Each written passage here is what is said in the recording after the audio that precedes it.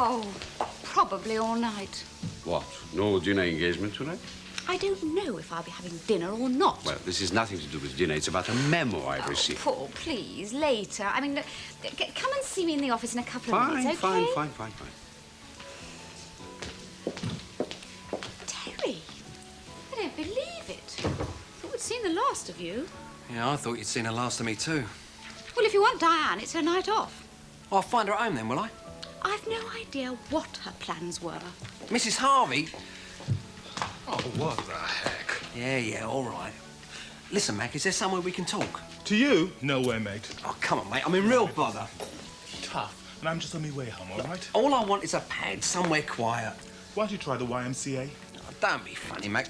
Look, you've got a house, haven't you? Not anymore. Sold it, mate. Well, where are you then? Well, I used to stay with the Brownlows next door, but I just moved into digs. Well, that then. Anything would do. Couldn't. Yeah, you won't, you mean? So I won't. Satisfied? Look, I'm sorry about that trouble. It just got out of hand, that's all. Yeah, for Benny it did. Yeah, well, I'll make it up to him. Look, just a shakedown on the floor, eh? Look, I've just moved into digs. I'm sharing it as it is. There's no way I could, mate. Well, where? Sid Hooper's. You still want to push your luck? Oh, well. You really got nowhere to stay? No. I don't know why I'm doing this, but... Oh, thanks anyway. Oh, come on, if it's not the bread, what's the matter? I mean, you could stay in a hotel. There are lots in Castlewich. Because I want to get lost and stay lost, mate. That's why. Oh, Paul, there you are. Ah, Jill, look. It's about this memo I've received from David. David is around the place somewhere, you know. My intuition tells me to discuss it with you rather than him. Why, Paul? What have you been up to? It's not a question of what I've been up to. It's a question of what David thinks I've been up to. Well, come on, then. Let's have a look at it. Well, it just says 3 words. Discontinue instructing Miranda, David. It's a bit short and sharp, isn't it? I think he misunderstood something we were joking about this morning. You know, old loves and that sort of thing. What, he thinks that you and Miranda are starting up again? Well, that's what I fear. Of course, it isn't so. And what, oh, loves, were you joking about? The trouble could be he didn't realize we were joking. What, oh, loves, Paul? Well, Miranda and me, Gina and me, Lucy and me. Not that there was anything there. Yes, but Miranda and Adam, there was something there, wasn't there? A lot. Well, yes, it was mentioned in passing. Yes, well, it's being mentioned again right now in the bar between themselves, and not just in passing. Adam is instructing her in wine accounting. I heard him say so to the barman when he asked for the list. Adam is either buying her champagne or she's buying him champagne to celebrate their reunion. But that is most unlikely. The man is on duty. Yes, but she's put him up to it, don't you see? She's using you to make it happen. Yes, they're cooing together over champagne and thinking how nice it would be to start all over again. I wish I hadn't said anything. Look, Jill, everybody here knows it's open knowledge that you and Adam are getting married. It's just a question of the date. Oh, yes, Adam's always been the marrying kind, until it comes to the date. Look, Jill, if you go on being jealous like this, you'll only succeed in driving him into her arms. Now, then what do you do?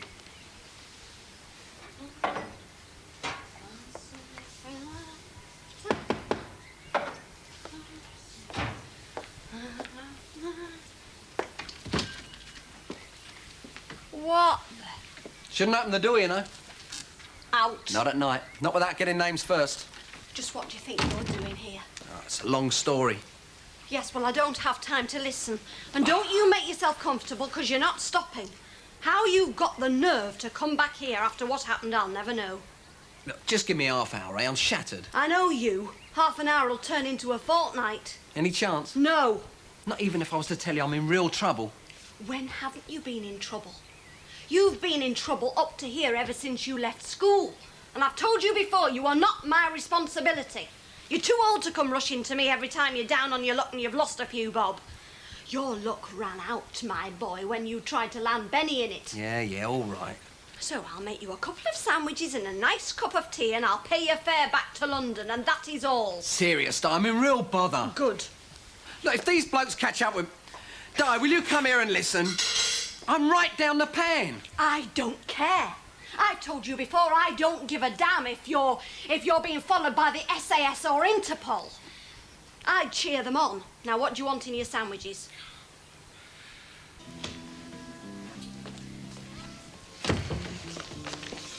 There, Ellie. I think that's my lot for tonight. time. Mr. Hunter should be taking over about 8 o'clock, I think. Yes? Jill, Yes, Paul. come with me. I want to show you something. Paul, what is your game? They are not drinking champagne. They are not even drinking water. You are dancing on the edge of a cliff, Paul. He is most exhaustively instructing her in the mysteries of wine accounting. Go in, have a look for yourself. Be sure I am fed up doing your prying for you. I don't want to. All right, then suffer in silence. Jill, I'm getting so confused about these rosters. It's supposed to be my night off. Then at the last moment, I'm instructed that it's not, and I would have fallen with Miranda's schedule as was. Oh, I've only just waded through David's nightly flock of memos myself. Yes. David's asked me to take Miranda under my wing, teach her all I know about management. I suppose that's why he's juggled the rosters. The trouble is that, well, until this happened, I was hoping to take you into town for dinner tonight. Trouble is, until this happened, I was rather hoping you would. We can always eat here. Oh, Paul. I think I shall need my table after all. No problem at all. Table for 3 any moment you wish to come in. Did he say table for 3? Yes. Who's the third? Okay. Yes, everything is fixed. Oh, great. I'd have starved to death if I'd waited to eat with the staff. Shall we go in? All fixed. Jill, we have been so edgy with one another lately. I thought she might lighten the atmosphere for us.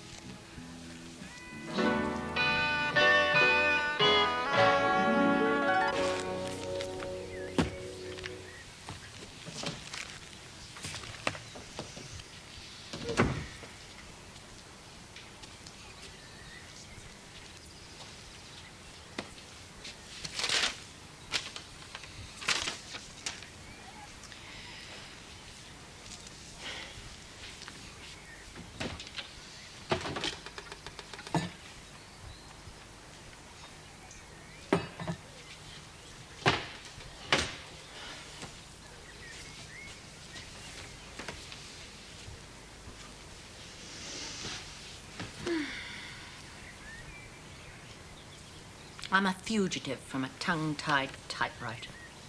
Novel not coming on at all? Stuck. Good. Yes. What? I'd like to take you to dinner. Oh, darling, with all these things on my mind, I'm just really not in the mood to eat. Well, I'm not in the mood to eat alone. Well, why don't you go with the others in the restaurant? They're eating there. What others? Jill, Adam, Miranda. They're all eating together. That's nice. Oh, you think it's charming that they're all so broad-minded? What? You don't think it would spoil Adam's meal? Just wondering which of his table companions he's running after hardest this year?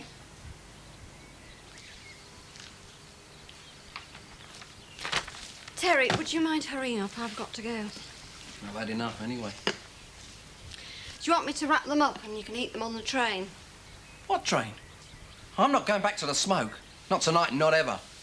Unless I get lucky and old Risdon drops dead. I know I'm a fool for asking, but who's Risdon? This bloke I've been working for. Ferrying cars. You know, picking them up, delivering them. All strictly legit. At least that's what I thought. I see. No, you don't. Well, come on then, tell me. Well, he's big. He's got a couple of showrooms up west and he runs an auction. You mean he's a car salesman? Yeah, upmarket stuff.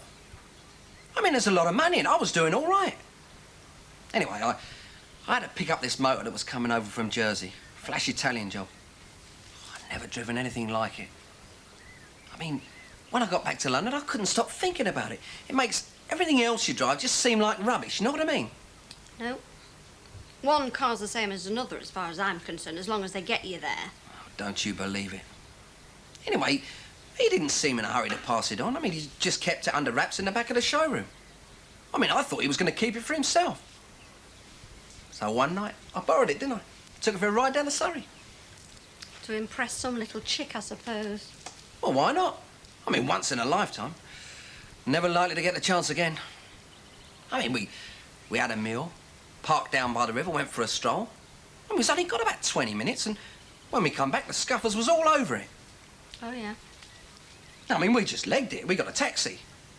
Well, had your friend reported it missing then? He what? Or were the police just car freaks like you? Oh, yeah. Well, go on, what happened? Well, that's it. I mean, they towed it away and now it's sitting in their little car pound. Terry, I know this is a stupid question, but why doesn't this bloke come and claim it? Who? Mr. Risdon or whatever his name is. Do me a favour, Di. Well, the police must have traced it back to him by now. Oh, blimey, I hope not. I mean, losing the car's bad enough, but... well, having a law round asking silly questions, he really would have me done over. How do you mean? It's nicked. Nicked? Yeah, well, how was I to know? I mean, you don't go round nicking class jobs like that, do you? I mean, if you want to lift something, you go for the middle range of the market. So you mean there's no insurance and he can't claim it back? No. Poor Mr. Risdon. It's not funny, Di. I mean, he's given me 2 weeks to come up with the bread, then he gets the heavy mobbing. Oh, just for a car? It's not just a car, I keep telling you. He's got a lot of money invested in it. How much? 20,000. 20,000? It was a Ferrari, practically brand new. 20,000? He's given you 3 weeks? Well, I was lucky to get that. He wasn't going to even bother asking. Well, why did he then? I mean, what made him think you could come up with that sort of money? I told him about you. What about me? Well, I said you was the director of some big motel up in the Midlands. I had to say something, didn't I? Out. He was going to have me done over, crippled. Come on, get out. Otherwise, I'll call the police and have you both turned in.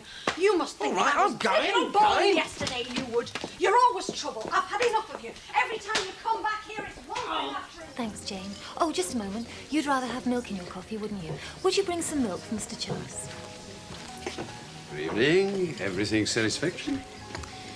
Miranda has just remembered that Adam, a year ago, preferred to take milk in his coffee instead of cream. But the meal was all right? Up to standard. Then why did you leave half of it? Slimming? Hard work, isn't it? Speaking from experience. Hardly. Wouldn't you say, Adam? Is this some kind of sign language, Jill? No. Paul was just reminding me that I had promised to drop in on David just to see that he wasn't snowed Oh, under. come on, Jill. It's a slack night. He seems to be working up to be a bit of a tight one to me. Are you coming back? No, I don't think she is. Why did you needle her just now? I don't know, really. Something that happened between her and Daddy the day he left for Italy. It was as if she wanted to humiliate him in front of everyone, and she did. I think she knows something that I don't. Something to do with Mummy and some other man. Anyway, I'll wheedle it out of her. I've spent half my young life trying to decide what I should and shouldn't tell Daddy about Mummy. He's very old-fashioned at heart, bless him. I shouldn't wheedle too much, Miranda. Now, come on. Let's drink up before we get booted out of here. Now we no longer have a director playing hostess. It's ridiculous, isn't it? What? Well, how long is this nonsense supposed to go on? What's going to happen after the wedding? Do the board of directors really expect you to leap to your feet every time she comes in? She can eat where and when she wants. You have to eat with the staff. Adam, I really think you and Jill ought to have a word with the Hunters. These stuffy house rules are going to ruin your marriage before it's even started. That's why I keep putting off the wedding date. Is Jill going to become Mrs. Chance? Or am I going to become Mr. Harvey?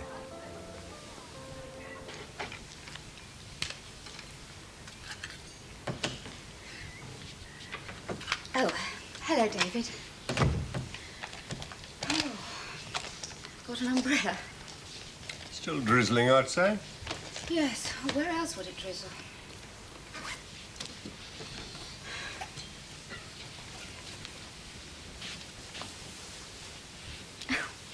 What's all the attention, then? Slack night. Oh, if anyone else says something to me that tonight. Oh. Well, wrap up. We don't want you to catch a summer cold. I think I just spent all my dinner catching one. Oh. Well, I'm sorry. That could be my fault.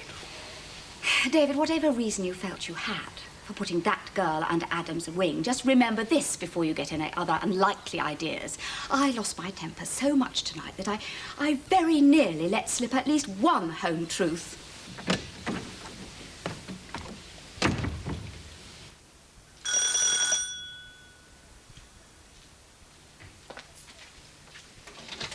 Hello, Pen. Hello, Kevin. Come in. Hi, Penny. Hi, Glenda. Yeah, give us a go, love. Oh, that was a quick answer to a cry for help. It sounded urgent. Yeah, it is. Didn't your boss mind? No, he's away. Nice little play, eh? Oh, yes. On a yacht, battering the Greek islands into submission. Oh, couldn't you have roped yourself in? Not for the want of trying. However, it does give me a month to twiddle my thumbs. How do you get these jobs? Oh, not the way you think. However, Jeremy is a tax loss, you see, so I can come and go as I choose. It's about all he's good at. Now, what's all this about dear father? He's in a bit of a state. That much I gathered. I went for that drink with him and he cracked up. Dad? Yeah, Dad. Poor thing. Well, he deserves it. Yes, but I mean, It's still... a good thing then, isn't it? Look, it's what I wanted right from the start. Now it's happened, I'm not going to get all upset on his behalf. I'm going to shout hooray. Tender little loving flower, aren't you? Yes, I am. Just because he has a stroke of madness in his old age doesn't mean I have to go all trendy and understanding about it. I liked having a mum and dad together. It's the way it ought to be. She left him then, that Sharon. No. She going to? Not that I've heard. So what's the big heartbreak? He's undecided. What about? About everything. It's no laughing matter, Pen. He's got a contract in his pocket for some penthouse flat and he can't even bring himself to sign it. Is that supposed to be for him and her? Yeah. Then it's just as well, isn't it? Has he had any offers on the house yet? It's not even on the market. Oh, better and better. Now, look, if you've come over here to rub your hands and gloat... I then you... haven't, Kevin. I came here to work at getting our parents back together again. And from what you say, I reckon we're about halfway there. Thinking of staying at home, then? No. I think endless hours of chat might not be a good idea. Look too much like a set-up job. No, I'm here to stay with Veronica Barber for her engagement party. You're making it up? Of course I'm making it up. Who would want to get engaged to poor old Veronica? No, but I can stay there because she's always asking me. And that way, I can see as much of Daddy and of Sharon as I choose. Cunning little devil, aren't you? Yes, that's why you sent for me. If Daddy's so lost, all he needs is to be pointed in the right direction. And I think I know what that is.